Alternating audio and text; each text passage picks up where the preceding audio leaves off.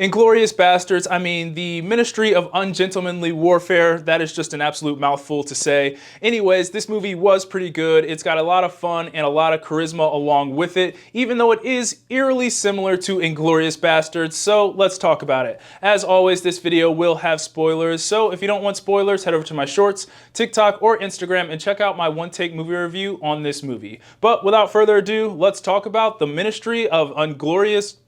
You know what I'm saying, let's get into it. So this movie is of course directed by Ritchie, and this is pretty much what would happen if Suicide Squad and Inglourious Bastards had a baby. It follows the true story of Gus Marcus Phillips, who is played by Henry Cavill, and a group of others that are tasked with destroying a ship that supplies German U-boats in hopes of changing the tides of World War II. As always, starting things off with the good, and the first thing I have here is Henry Cavill and really the entire cast of this movie, but I will start things off with Henry Cavill and then get to everyone else. So yes, I thought Henry Cavill was really good in this, and his character was obviously the leader of the crew, and he was pretty charismatic as well, and that was part of the reason why I thought this movie had so much charisma. He was also just unintentionally funny throughout this entire movie, and I enjoyed that because we usually don't get to see that side of him too often. I mean, his mannerisms throughout this entire film were just so funny to me. Watching him go around and just casually kill people and be so unserious in doing it was just so entertaining for me. Now, I also have to give it up for Alan Ritchson. He was also really entertaining in this movie, and I can't remember if he had a Swedish or Danish accent, but the accent that he put on in this movie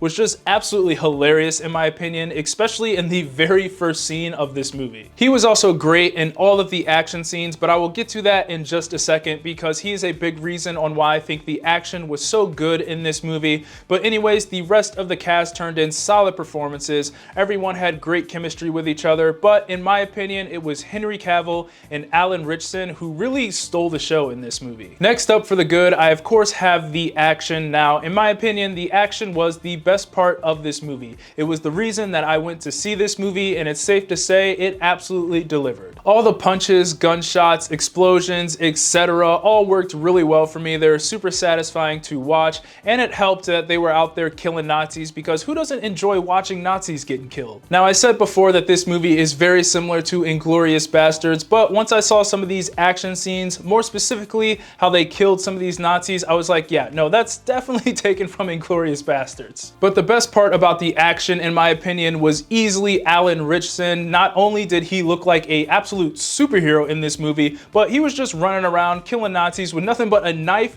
and a bow and arrow, and it may be the coolest thing I've ever seen. His character was described as being able to kill you in just about any way possible, and it's safe to say that he 100% did that in this movie. He was killing Nazis in all types of ways. All the creative kills that came from this movie most likely came from Alan Ritchson in this, because he was just doing just about everything. I mean, he had axes. The coolest part was when he was working with the knife and just stabbing Nazis in the stomach, dragging it up.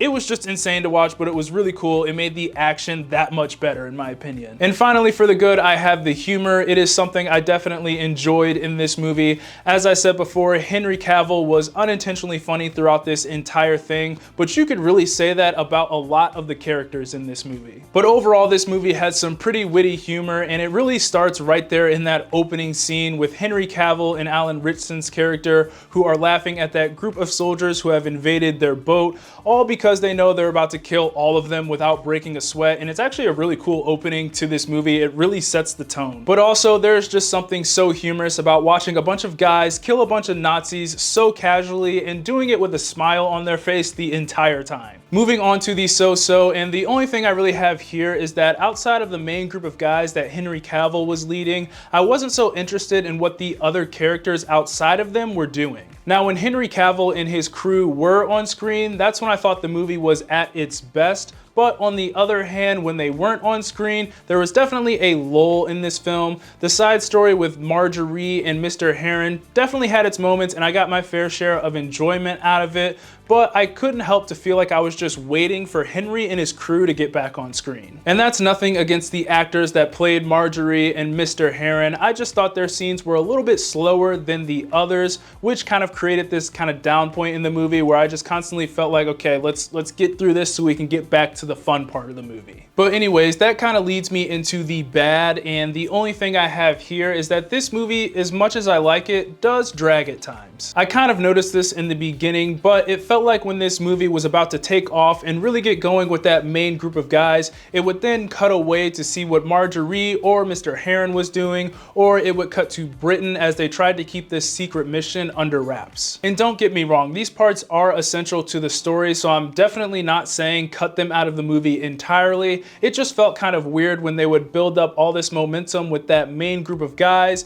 and you would think you're about to get this super cool sequence that's about to happen, and then it would just cut away to something else. And that's kind of what made certain parts of this movie drag for me, because during those slower scenes, all I wanted to do was get back to that main group of guys, because we cut away from them right before it seemed like they were about to do something awesome. Now, they did pull it all together in the third act, and I really enjoyed the third act of this movie. It was action-packed, everything came together, and I thought it was done really well. But I just wish they would have let those momentum-building moments kind of play out a little bit more before they cut to something else. All in all, though, I really enjoyed my time with this film. It was witty, had great energy, humor, and the action was absolutely awesome. Henry Cavill and Alan Ritchson stole the show and helped make this movie super entertaining, and I would definitely recommend this thing to anyone who enjoys action comedies. Those are my thoughts on the Ministry of Ungentlemanly Warfare.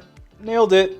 Anyways, let me know what you thought of the movie down in the comments, and as always, be sure to like, subscribe, comment, get your Eazy Apparel at shopeasyapparel.com. God bless, and I'll see you guys later. Peace.